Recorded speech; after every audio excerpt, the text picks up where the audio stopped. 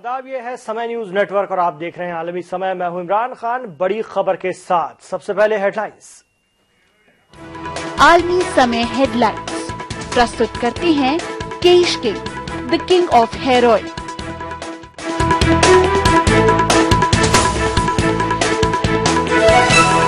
लोकसभा में वजारत दाखिला का तहरीरी बयान, दाऊद इब्राहिम के ठिकाने की नहीं है कोई खबर। बयान पर अपोजिशन ने किया हंगामा, कहा पूरी दुनिया जानती है कहां है दाऊद।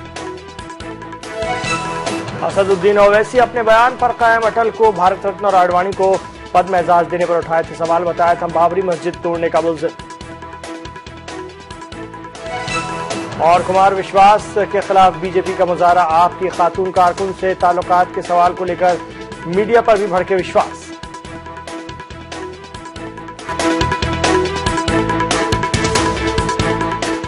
आप देख रहे हैं आलमी समय और हम पेश कर रहे हैं इस वक्त बड़ी खबर। लोकसभा में वजारत दाखिला ने तहरीरी जवाब दिया है कि अभी तक अंडरवर्ल्ड डॉन दाऊद इब्राहिम के ठिकाने की जानकारी हुकूमत के पास नहीं है और जब उसके ठिकाने की जानकारी हाथ लग जाएगी तो उसे हिंदुस्तान लाने की कोशिश शुरू हो जाएगी, जिस पर अपोजिशन ने नाराजगी का इजहार करते हुए कहा है कि पूरी दुनिया जानती है कि दाऊद कहां है, लेकिन हमारी सरकार अनजान बनी बैठी हुई है।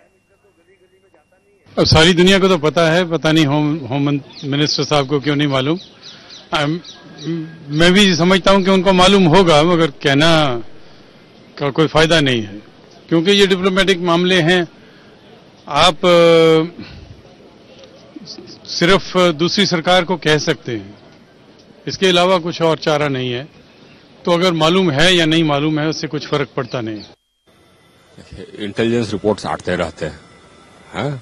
अब वो अपना रेजिडेंस शिफ्ट भी करता है, उसके जो कीपर्स हैं ISI वो केयरफुल रहता है, उसको शिफ्ट कराते रहता है एकदम NWFP से इधर उधर। तो अगर होम मिनिस्ट्री ने कोई रिप्लाई दिया तो सही होगा। पार्लियामेंट के दोनों ऐवानों में मोगा बस कांड के मसले पर भी जमकर हंगामा हुआ। इस मसले पर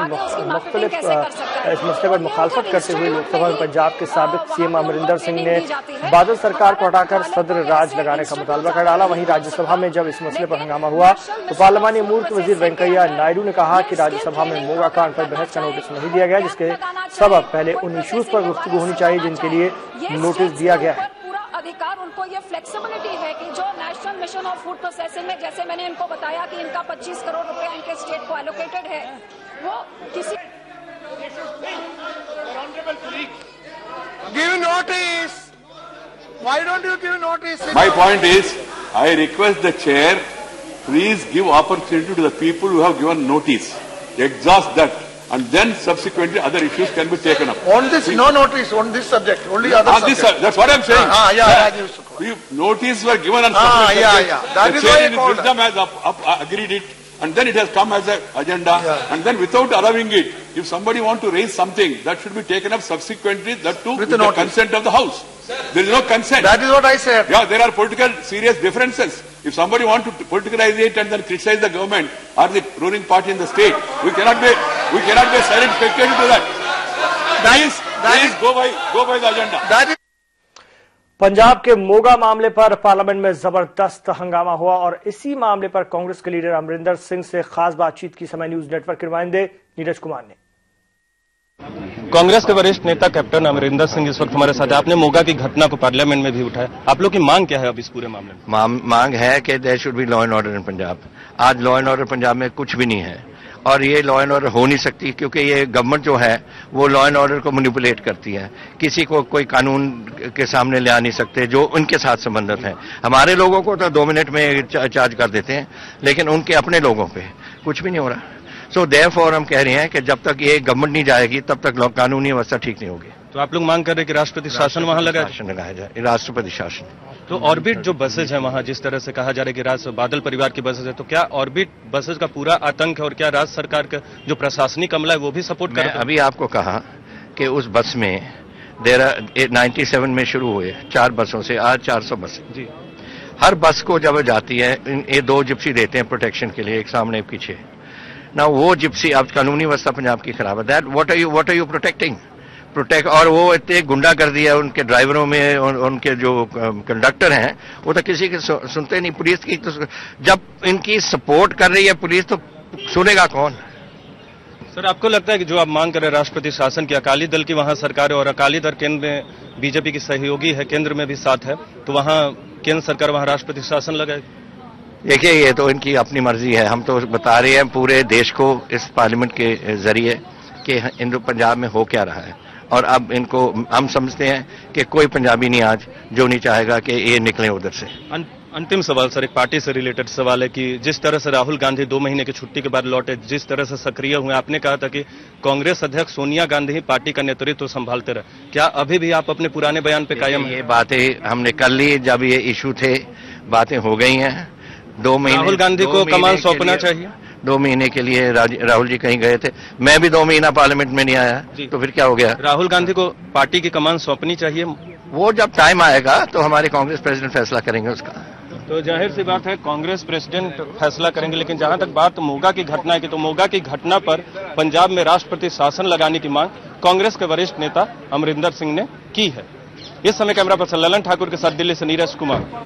बिहार के वजीर आला नीतीश कुमार को वजारत खारजा की जानिब से नेपाल जाने की इजाजत नहीं देने का मामला धीरे धीरे तूल पकड़ता जा रहा है। वहीं जेडीयू सदस्य शरद यादव ने यह मामला राज्यसभा में उठाया, जबकि नीतीश का कहना है कि वो राहती कामों का इंतजाम देखने के लिए जनकपुर जाने की इजाजत उन्होंने मांगी थी, जिससे वजारत ने रोक दिया, जिससे नाराज नीतीश कुमार ने कहा कि बिहार और नेपाल में जज्बाती लगाव है, अगर वो वहां जाते तो मुल्क और दुनिया में एक अच्छा पैगाम जाता।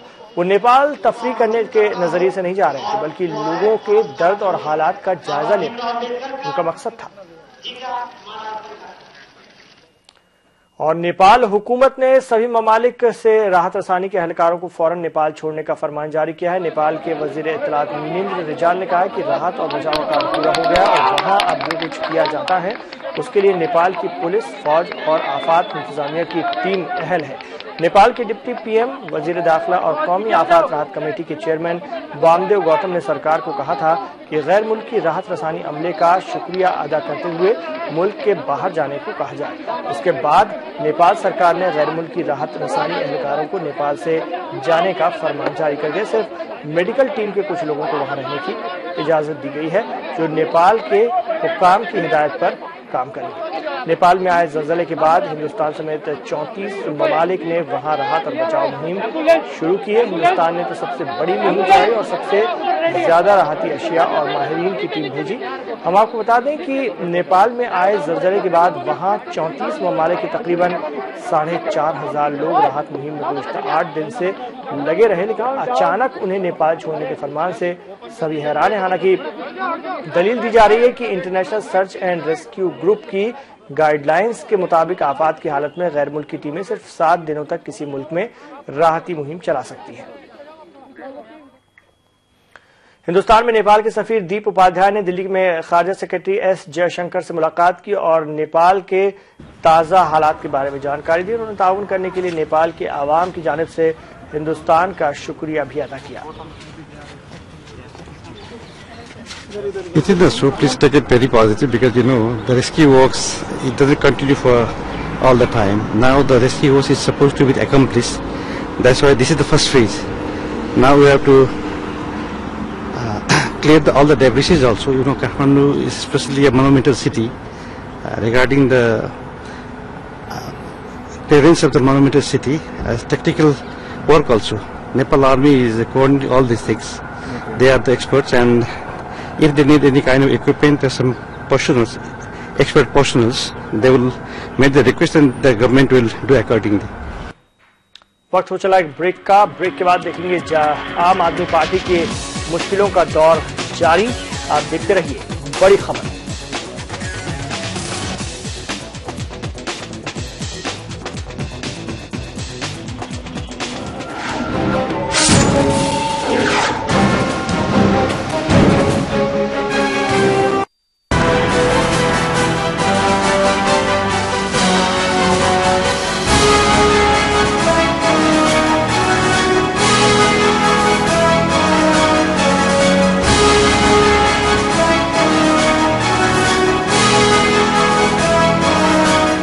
खबरों का महवर बनती हैं जो खास शख्सियात, जिनसे मुतासिर होते हैं मुल्क और कौम के हालात। ऐसे रहनुमाओं की दो टूक बात सैयद फैसल अली के साथ। देखिए तकरार इतवार की रात 8:30 बजे और पीर की दोपहर 2:30 बजे सिर्फ आलमी समय पर।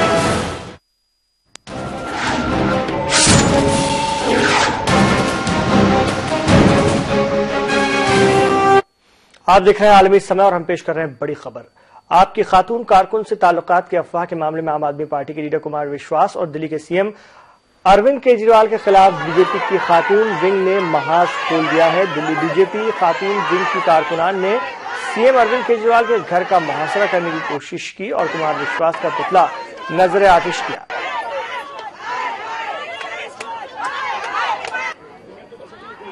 और आपकी खातून कारकुन से ताल्लुकात की अफवाह के मामले में वजाहत न पेश करने पर फंसे कुमार विश्वास ने फिर से मुतनाज़ा बयान दिया है। कुमार विश्वास ने मामले पर सफाई देते हुए कहा है कि क्या मीडिया वालों के घर में मां बहन नहीं है। विश्वास ने कहा कि इस मामले में मीडिया को उस आदमी से सफाई मांगनी चाहिए जिसने अपनी अहलिया पर यकीन न करके उसे घर से निकाल दिया है। आप उस पुरुष के पास जाइए जिसको अपनी पत्नी के कैरेक्टर सर्टिफिकेट के लिए किसी और का सहारा चाहिए। आप उन ट्रॉल्स के पास चाहिए जिनके खिलाफ एफआईआर दिल्ली पुलिस में लिखवाई गई है, जिन ट्रॉल्स ने उस लड़की के मेरे साथ खड़े होने के चित्र को गलत तरीके से प्रस्तुत किया। क्या भारत की सरकार ने, दिल्ली पुलिस ने किसी महिला की आत्मरक्षा के बारे में कुछ सोचा कि नहीं सोचा?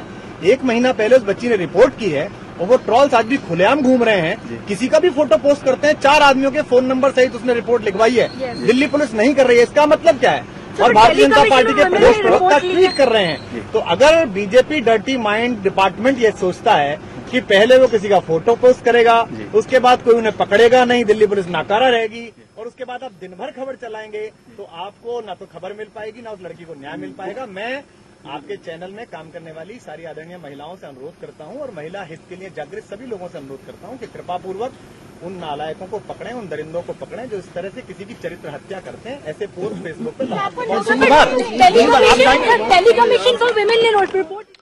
दिल्ली के तिलक नगर से आम आदमी पार्टी के फरार रुकन असेंबली जरनैल सिंह ने दिल्ली हाई कोर्ट में अबूरी जमानत की अर्जी पेश की है। जरनैल सिंह पर एमसीडी के एक इंजीनियर की पिटाई करने का इल्जाम है।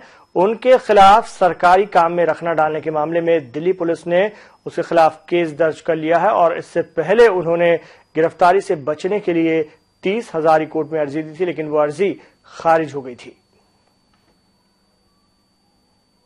ने हाई कोर्ट में जरनैल सिंह की एंटीसिपेटरी बेल फाइल की और कोर्ट में मेंशन की कि इसको अर्जेंट बेसिस पे आज ही सुना जाए और कोर्ट ने उसको आज ही सुनने के लिए लगा दिया। दिल्ली पुलिस को इसकी कॉपी भी दी गई और उनको बताया गया कि ये केस आज ही लिस्ट होएगा। ये सुबह तकरीबन 10:30 पौने 11 की बात है। दिल्ली पुलिस को जब मालूम है कि हाई कोर्ट में केस पेंडिंग है, आज उसकी बेल एप्लीकेशन सुनवाई पे आएगी। मुझे बताया गया है कि तकरीबन 12 बजे ये पुलिस कमिश्नर ये बयान दे रहे हैं कि उसकी बेल एप्लीकेशन रिजेक्ट हो गई। जब उनको ऑलरेडी मालूम है बेल एप्लीकेशन आज लगी हुई है, कोर्ट में लगी है, अभी 1-2 घंटे में वो हियरिंग पे आनी है, तो उस वक्त इस तरह का बयान आना मुझे समझ नहीं आती कि ऐसा क्यों किया जा रहा है। दिल्ली के पुलिस कमिश्नर बीएस बस्सी ने कहा कि जल्द अज जल्द जरनैल सिंह पुलिस के सामने आए। वो अभी फिलहाल जो है एब्सकॉन्ड कर रहे हैं, तो मैं तो यही चाहूंगा कि जल्दी से जल्दी वो पेश हो पुलिस के सामने। क्या पुलिस उनको अरेस्ट करने की कोशिश कर रही है? क्या वो फरार हैं? क्या पुलिस उनको ट्रेस नहीं कर पा रही है? देखिए, इस बारे में मैं ज्यादा नहीं कहना चाहूंगा। मैं सिर्फ इतना बताना चाहूंगा कि उनकी एंटीसिपेटरी बेल एप्लीकेशन जो है वो रिजेक्ट हो गई है। तो सर क्या उनको गिरफ्तारी की कोशिश की जाएगी? उनको जो आगे होगा आपको समय रहते बता दिया जाएगा। उधर आम आदमी पार्टी लीडरान और कारकुनान का पार्टी से इस्तीफे देने का सिलसिला जारी है। इस्तीफा देने वाले कारकुनान और लीडरान ने इसकी वजह पार्टी में मचे घमासान और पार्टी लीडर अरविंद केजरीवाल की दोहरी पॉलिसियों को बताया है।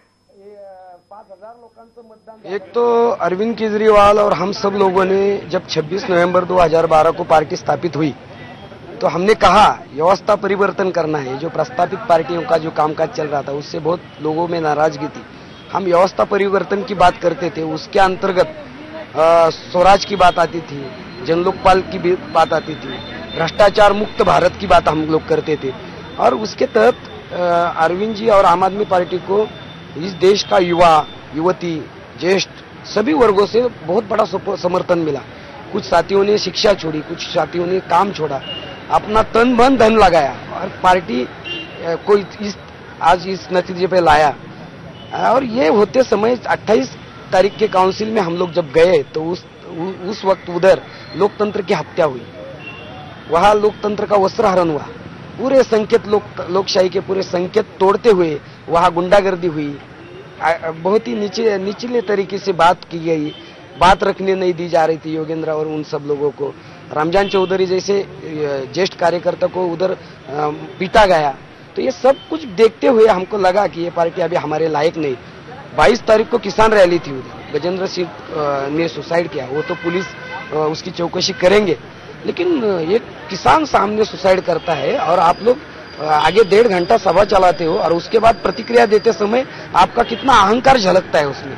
तो ये मैं खुद किसान हूँ, हम ये नहीं सह सकते। तो ये सब कुछ ऐसा सब घटना घटी है, इसलिए अभी हमारा पूरा विश्वास टूटा है, हमारा सपना टूटा है, चकनाचूर हुआ है, इसलिए हम लोग अभी आम आदमी पार्टी का आज रिजाइन कर रहे हैं।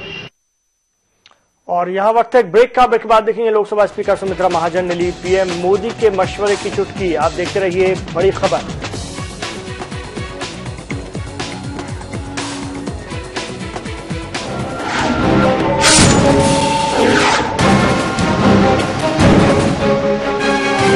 अगर 430 सभा कर रहे हैं नरेंद्र मोदी, तो जाहिर सी बात है वो दिन भर में 4 बार दिखेंगे। मुसलमान पिछड़ा हुआ है तो मुसलमान को रिजर्वेशन देकर उसको आगे लाइए। 4-5 मिनिस्ट्रीज आपने एक आदमी को दे रखी। बाहर का विदेशी आकर के जम्मू कश्मीर का नागरिक शादी करके बन सकता है। कोई महिला यदि वहाँ की यदि बाहर कर लेती है तो उसकी सिटीजनशिप भी खत्म हो जाए।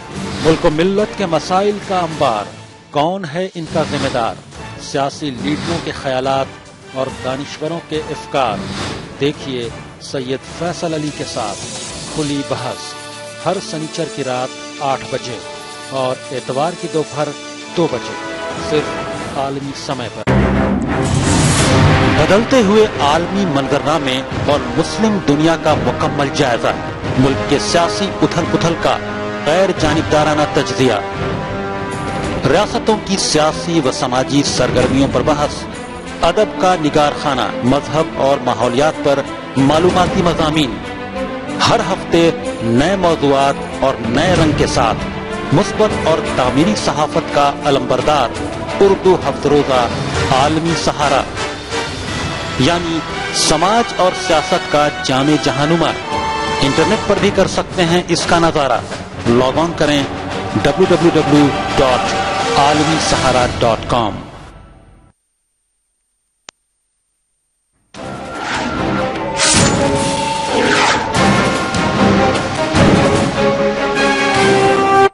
आप देख रहे हैं आलमी समय। हम पेश कर रहे हैं बड़ी खबर। AIMIM के सदर असदुद्दीन ओवैसी अपने बयान पर कायम है। ओवैसी ने अटल बिहारी वाजपेयी को भारत रत्न दिए जाने पर सवाल उठाया था। ओवैसी का कहना है कि अटल और आडवाणी पर बाबरी मस्जिद तोड़ने के इल्जामात हैं, लिहाजा ऐसे लोगों का एजाज से नवाजा जाना ठीक नहीं है।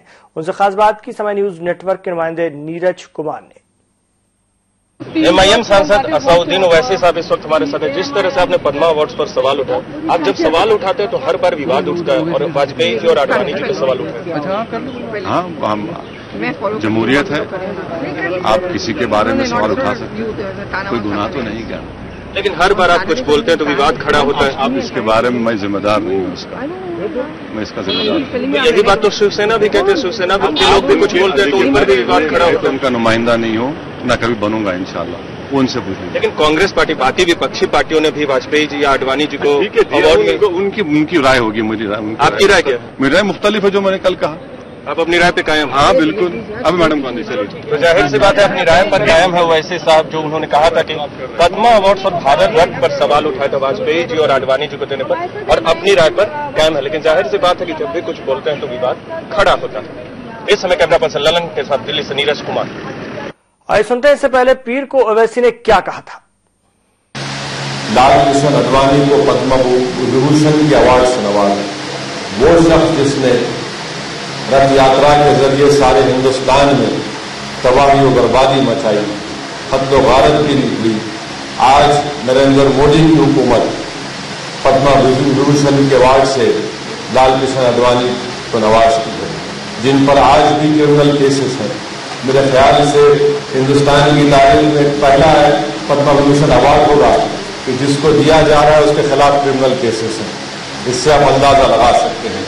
और फिर भारत रत्न से साबिक वजीर आजम को भारत रत्न देना, क्या हम भूल गए 5 दिसंबर की वो तकरीर जो लाल अटल बिहारी वाजपेयी ने कही थी कि इस धरती को समताल होना पड़ेगा। वही अटल बिहारी वाजपेयी के अल्फाज का वीडियो आज भी यूट्यूब पर दस्तयाब है, जिसमें अटल बिहारी वाजपेयी ने कहा था कि क्या हम कल पत्थरों के ऊपर बैठेंगे, पत्थरों को साफ करके जमीन पर बैठेंगे। आज ऐसे शख्स को भारत रत्न से अवार्ड दिया गया है। वहीं जेडीयू का भी कहना है कि ओवैसी का बयानात उनकी ज़हनियत को बयान करते हैं। जी के बयान से असहमत हूं। अटल बिहारी वाजपेयी भारत के नूतन रत्न हैं और उनको भारत रत्न मिलने से देश भर में भारत की छवि सुधरी है। इंदौर में पीर को एक अलग नजारा देखने को मिला। लोकसभा स्पीकर सुमित्रा महाजन एमवाय अस्पताल के दौरे पर थीं, जहां उनसे साइकिल चलाने को कहा गया, लेकिन एमएलए की इस बात से ताई नाराज हो गई। उन्होंने कहा कि क्या अब मैं साइकिल चलाऊंगी, ये नौटंकी मुझसे नहीं होती।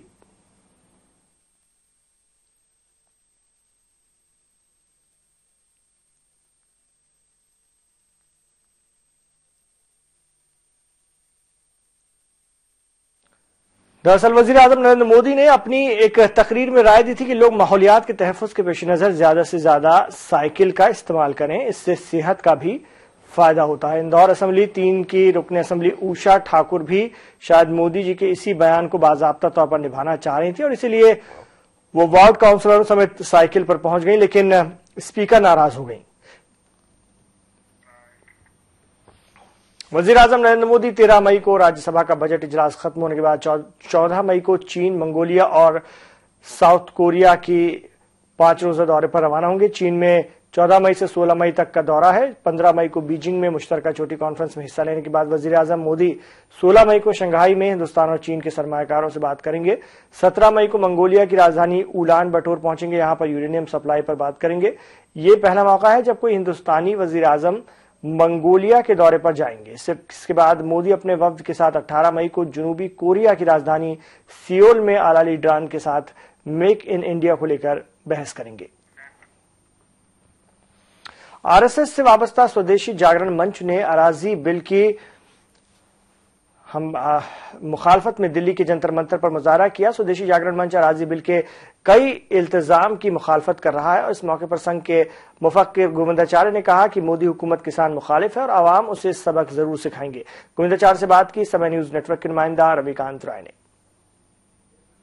हमारे साथ गोविंदाचार्य जी हैं जो यहाँ पर आए हैं जंतर मंतर पर। ये स्वदेशी जन संवाद पर भी चर्चा होगी। जो मौजूदा भूमि अधिग्रहण बिल है, इसे आप किस नजरिए से देखते हैं? क्या वाकई जो इस तरह की छवि बनाई जा रही है कि ये किसान विरोधी है? मैं मानता हूँ कि किसान विरोधी भी है और देशी विदेशी कारपोरेट सेक्टर को किसानों से हाथ खाली कराकर जमीन देने की साजिश का हिस्सा है और ये पूर्णतः अन्यायपूर्ण है। जब नीति आयोग कहता है कि किसानों को तो हटना ही है जमीन से, इससे उनकी मंशा साफ नजर आ जाती है।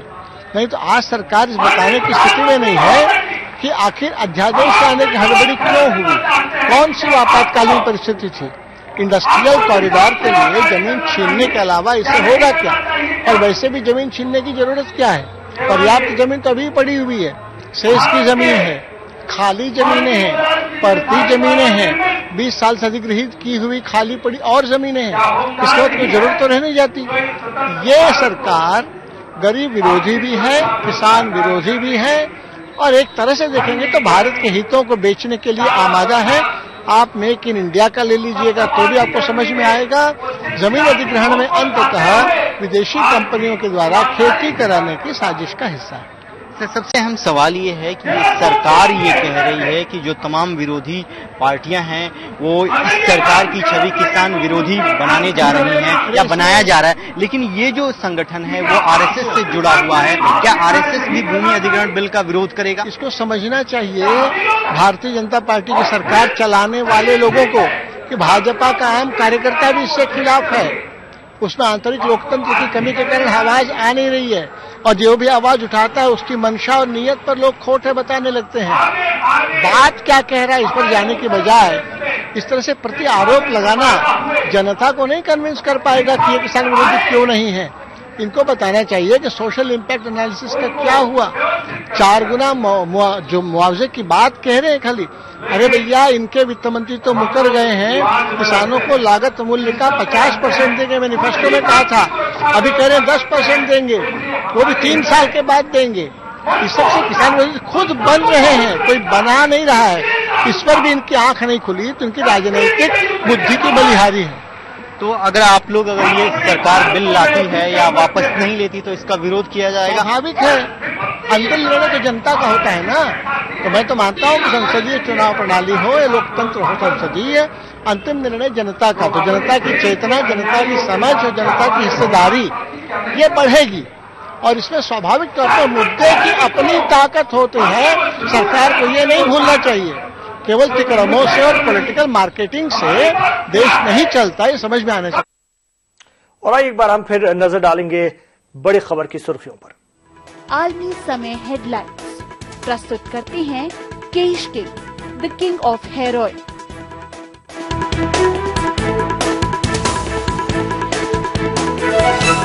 लोकसभा में वजारत दाखिला का तहरीरी बयान, दाऊद इब्राहिम के ठिकाने की नहीं है कोई खबर। बयान पर अपोजिशन ने किया हंगामा, कहा पूरी दुनिया जानती है कहां है दाऊद।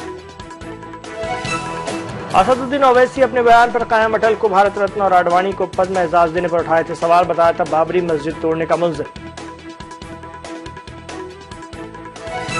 और कुमार विश्वास के खिलाफ बीजेपी का मुजाहरा, आपकी खातून कारकुन से ताल्लुकात के सवाल को लेकर मीडिया पर भी भड़के विश्वास।